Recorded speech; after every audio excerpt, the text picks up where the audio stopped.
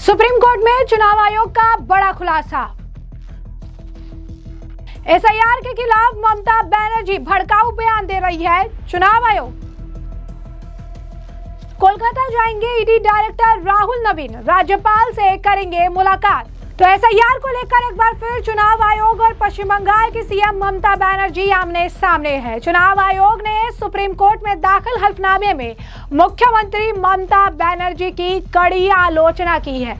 चुनाव आयोग ने सुप्रीम कोर्ट से अपने हल्फनामे में कहा कि ममता बनर्जी ने एसआईआर को नुकसान पहुंचाने के लिए भड़काऊ भाषण दिए हैं। उन्होंने डर फैलाने के लिए प्रेस कॉन्फ्रेंस की, भ्रामक और गलत जानकारी दी है। चुनाव आयोग ने कहा कि अन्य राज्यों के उलट पश्चिम बंगाल में बहुत ज्यादा धमकियां और बाधाएं हैं। हल्फनामे में चुनाव आयोग ने कहा कि लोगों को एसआईआर की प्रक्रिया के प्रति भड़काया जा रहा है। हल्फनामे में कहा गया कि राज्य में ईसीआई अधिकारी के खिलाफ हिंसा और धमकियों का माहौल है। जान लें कि ममता बनर्जी समय समय पर एसआईआर का विरोध करती रहती है।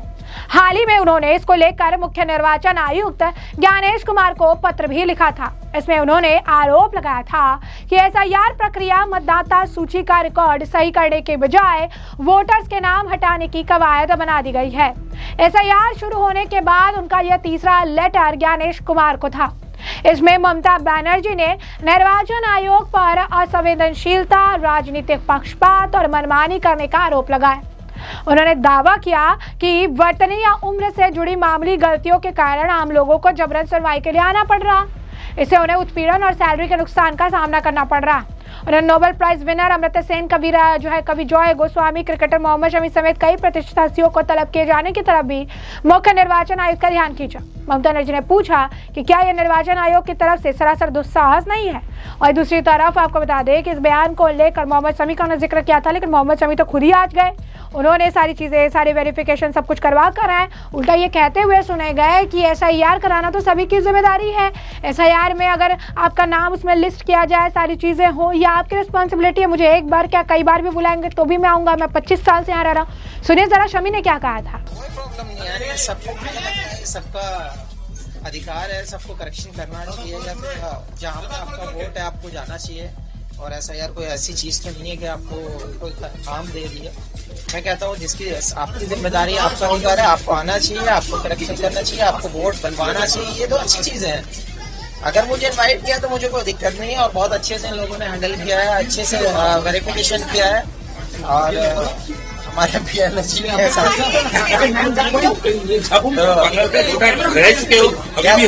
आगे भी रहोगे 25 साल से यहाँ पे, हर चीज यहाँ बसी है। तो इसलिए आना है, बुलाया 10 बार आएंगे। मुझे लगता है आप लोगों को भी आना चाहिए। जिसका एसआईआर फॉर्म नहीं है उसको करना चाहिए। तो जैसा कि आपने शमी का बयान सुन लिया, साथ ही साथ आपको बता दें कि पश्चिम बंगाल में इस वक्त एसआईआर को लेकर ममता बनर्जी, कांग्रेस लगातार प्रदर्शन कर रही है। तृणमूल कांग्रेस बड़े बड़े बयान दे रही है। कुणाल घोष ने भी एसआईआर को लेकर बयान दिया था, सुप्रीम कोर्ट का जिक्र कर रहे थे। वो भी तमाम तरीके की प्रतिक्रिया देते नजर आए थे, और उन्होंने भी कहा था कि किस तरीके से एसआईआर जो है लोगों के नाम काटे जा रहे हैं जबरदस्ती का। सुनिए क्या कुछ कहा था कुणाल घोष। जिस प्रोसेस में वो लोग कर रहे हैं, इसमें एक तरफ जो लीगल वोटर्स है उसका हैरासमेंट, उसका पैनिक, और दूसरी तरफ बीएलओ लोगों का उसका ऊपर जो प्रेशर डाल रहा है ये इलेक्शन कमीशन भाजपा का निर्देश में, तो उसका मेन टारगेट है वोटर्स एलिमिनेट करना। और ये प्रेशर डाल रहा है बीएलओ के ऊपर, और एलिमिनेशन चाहिए। जेन्युइन वोटर्स, उसका नाम बाद देने का पूरा प्रेशर लगा हुआ है। और जो हैरासमेंट हो रहा है, ये जो लॉजिकल डिस्क्रिपेंसी वो लोग बोल रहे हैं, बेफालतू इशू बनाकर किसका नाम का एक लेटर, कोई मुखर्जी डबल ई लिखता है, कोई आई लिखता है, कोई चैटर्जी बोलता है, कोई चट्टोपाध्याय बोलता है। ये जो हैरासमेंट लगातार, कल सुप्रीम कोर्ट में ममता बनर्जी और तृणमूल कांग्रेस जो पॉइंट उठाया था उस पर मान्यता दिया। लेकिन ये जो हैरेसमेंट शुरू हो गया है, भाजपा नाम दे रहा है, इसको बुलाओ, उसका नाम डिलीट करो, उसको बार बार बुला के हैरेस करो, शायद इरिटेटेड होके वो ना आए और अब इस ग्राउंड पे एलिमिनेट कर दो, डिलीट कर दो।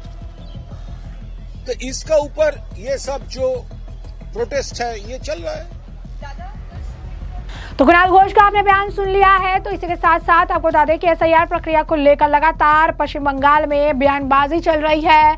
सुप्रीम कोर्ट में कई सारे खुलासे हुए, तमाम चीजें कही गई और सुप्रीम कोर्ट ने भी जो अपने तरफ से टिप्पणी की, से लेकर भी बयानबाजी देखने के लिए मिली। ममता बनर्जी एसआईआर कभी भी नहीं कराना चाहती हैं क्योंकि उनका वोट बैंक जो है खिसक ना जाए, खिंच ना जाए। इसीलिए आपको बता दें कि बीजेपी नेता लगातार ममता बनर्जी पर इस मामले को लेकर हमलावर हैं और ये कह रहे हैं कि ममता बनर्जी जानबूझकर एसआईआर प्रक्रिया के बीच में रोड़ा डालने का काम जो है कर रही हैं। दूसरी तरफ पश्चिम बंगाल में ईडी वर्सेस दीदी का मुद्दा अब लगातार जो है लंबा खींचने वाला है। ईडी के निदेशक राहुल नवीन अब कोलकाता जो है में होंगे कल। उनका दौरा आईपैक के दफ्तर और उसके डायरेक्टर प्रतीक जैन के घर पर हुई छापेमारी के 13 दिनों बाद हो रहा है। छापेमारी के दौरान ममता बनर्जी के हस्तक्षेप पर हुए विवाद पर सुप्रीम कोर्ट में सुनवाई जारी है। राहुल नवीन वेस्ट बंगाल जोन के ईडी अफसरों के खासकर आईपैक छापेमारी में शामिल अधिकारियों से मिलेंगे। वह पश्चिम बंगाल सरकार और ईडी के बीच बढ़ते तनाव के बीच राज्यपाल सीवी आनंद बोस से भी मुलाकात करेंगे। 8 जनवरी को ईडी आईपैक के दफ्तर और प्रतीक जैन के घर पर छापेमारी की थी। कार्रवाई शुरू होते ही सीएम ममता बनर्जी कोलकाता के पुलिस कमिश्नर और डीजीपी के साथ पहुंच गई। इसके बाद लंबे समय तक हंगामे का माहौल रहा। आरोप है कि कोलकाता पुलिस ने ईडी अधिकारियों को जांच करने से रोक दिया और उनके खिलाफ जो है एफआईआर दर्ज करने की धमकी दी। मामला सुप्रीम कोर्ट तक पहुंचा, जहां अदालत ने ईडी अफसरों के खिलाफ एफआईआर पर रोक लगा दी। इसके बाद से राज्य सरकार और केंद्र की जांच एजेंसियों के बीच टकराव बढ़ गया। ईडी ने पश्चिम बंगाल में अपने अधिकारियों की सुरक्षा पर चिंता जताई। कोलकाता दौरे पर ईडी डायरेक्टर उन टीमों से मुलाकात करेंगे जो आईपैक छापेमारी में शामिल थे। इससे अंदाजा लगाया जा रहा है कि ईडी जांच को आगे बढ़ाने की तैयारी कर रही है। इस दौरे का मकसद ईडी अफसरों का मनोबल बढ़ाना है। विभाग चाहता है कि ईडी के अधिकारी तनाव के बीच भी ठीक से काम कर सके। आईपैक पर छापे ने पश्चिम बंगाल में राजनीतिक हलचल मचा दी थी। सीएम ममता बनर्जी ने आरोप लगाया था कि बीजेपी ईडी के सहारे उनकी चुनावी रणनीति से जुड़ी सूचनाएं हासिल करना चाहती है। टीएमसी ने इस मामले में कलकत्ता हाईकोर्ट में याचिका दायर की थी। हाईकोर्ट ने टीएमसी की उसी याचिका को खारिज कर दिया था जिसमें आरोप लगाया गया था कि ईडी ने आईपैक डायरेक्टर प्रतीक जैन के ऑफिस से गोपनीय फाइलें और डेटा जब्त किया। ईडी का दावा है कि छापे की कार्रवाई मनी लॉन्ड्रिंग की जांच के लिए की गई थी, लेकिन ममता बनर्जी वहां से कई सारी फाइलें लेकर निकल गई। तो ऐसे में हमने आपको जो पूरा मामला विस्तार से बता दिया है कि पूरा मामला क्या है, किस तरीके से पश्चिम बंगाल में लगातार फ्रिक्शन बढ़ रहा है। चुनाव से ठीक पहले लगातार प्रदर्शन, लगातार ईडी वर्सेस ममता सरकार, सुप्रीम कोर्ट में चुनाव आयोग वर्सेस ममता सरकार देखने के लिए मिल रहा है। प्रयागराज का माघ मेला सिर्फ आस्था ही नहीं बल्कि सुरक्षा, सुविधा और सुव्यवस्थित व्यवस्था का प्रतीक भी बन गया है। ये मुमकिन हुआ है सीएम योगी के दृढ़ नेतृत्व में, जिन्होंने श्रद्धालुओं की सुविधा, सुरक्षा और सेवा को सर्वोपरि रखा है। 3 जनवरी से 15 फरवरी यानी 44 दिनों का ये भव्य आयोजन, जहां आस्था, परंपरा और आधुनिक व्यवस्था एक साथ दिखाई देती है। महाकुंभ 2025 की तर्ज पर आयोजित ये मेला करोड़ों श्रद्धालुओं के लिए सुरक्षित, सुव्यवस्थित और ऐतिहासिक अनुभव बन रहा है। संगम पर स्नान, दान, संतों का तप और कल्पवास। लाखों श्रद्धालु संगम तट पर पवित्र स्नान, दान, तप और कल्पवास के लिए पहुंचते हैं। वहीं संतों का सानिध्य, भजन, प्रवचन और पुण्य स्नान की परंपरा। माघ मेला केवल एक आयोजन नहीं है, ये भारतीय संस्कृति, सनातन परंपरा का जीवंत दर्शन है। सुरक्षा व्यवस्था, आस्था की रक्षा, प्रशासन की प्राथमिकता। योगी सरकार ने इस मेले में सुरक्षा को सर्वोच्च प्राथमिकता दी है। ड्रोन और सीसीटीवी कैमरों से 24/7 निगरानी, आधुनिक कंट्रोल एंड कमांड सेंटर, चप्पे चप्पे पर यूपी एटीएस कमांडो, पीएससी और अर्धसैनिक बल की तैनाती, महिला श्रद्धालुओं के लिए विशेष सुरक्षा दल। प्रमुख स्नान पर्वों पर कोई वीआईपी प्रोटोकॉल नहीं, यानी योगी सरकार का स्पष्ट संदेश। श्रद्धालुओं की आस्था के साथ कोई समझौता नहीं और सुरक्षा में कोई कमी नहीं। स्वच्छ संगम, पवित्रता का संकल्प। घाटों और मेला क्षेत्र में नियमित सफाई अभियान, 3300 से ज्यादा सफाई कर्मी की 24/7 तैनाती, अस्थायी एसटीपी प्लांट, आधुनिक मशीनों और उपकरणों से सफाई, प्लास्टिक मुक्त मेला क्षेत्र की पहल, यानी गंगा की स्वच्छता और पर्यावरण संरक्षण योगी सरकार की स्पष्ट प्रतिबद्धता। सुविधा, सेवा और सुरक्षा यानी आस्था के साथ व्यवस्था। 9 पॉन्टून ब्रिज, 42 विशाल पार्किंग स्थल, मेला क्षेत्र में अस्थायी अस्पताल और मेडिकल कैंप, विशेषज्ञ डॉक्टर, नर्स और पैरा मेडिकल स्टाफ, आयुर्वेदिक और होम्योपैथिक अस्पताल, माघ मेला सर्विस ऐप, रास्ता हो या पार्किंग या फिर सुविधाएं, सब कुछ डिजिटल। कल्पवास, ODOP, परंपरा से प्रगति तक, आत्मनिर्भर यूपी। कल्पवासियों के लिए विशेष व्यवस्थाएं। माघ मेला केवल आध्यात्मिक ही नहीं बल्कि स्थानीय कला और कारीगरी का भी उत्सव है। स्थानीय कारीगरों को सीधा लाभ मिल रहा है। माघ मेला आस्था के साथ आर्थिक सशक्तिकरण का मंच बना है। निरीक्षण करने खुद सीएम योगी मैदान में उतरे हैं। सीएम योगी ने बार-बार मेला क्षेत्र का दौरा किया, अधिकारियों के साथ चर्चा की, श्रद्धालुओं से मुलाकात भी की, गंगा पूजन और संगम स्नान भी किया।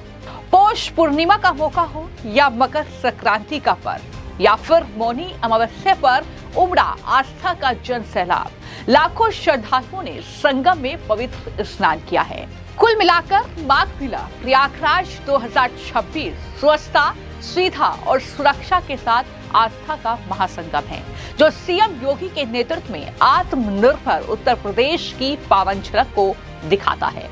हर हर गंगे। ऐसे में इसका कितना असर चुनाव पर भी दिखेगा, इस हम आपको रखेंगे अपडेटेड। फिलहाल के लिए इस पूरे मामले पर आपकी जो भी राय हो कमेंट सेक्शन में कमेंट करके जरूर से जरूर साझा करिएगा। धन्यवाद।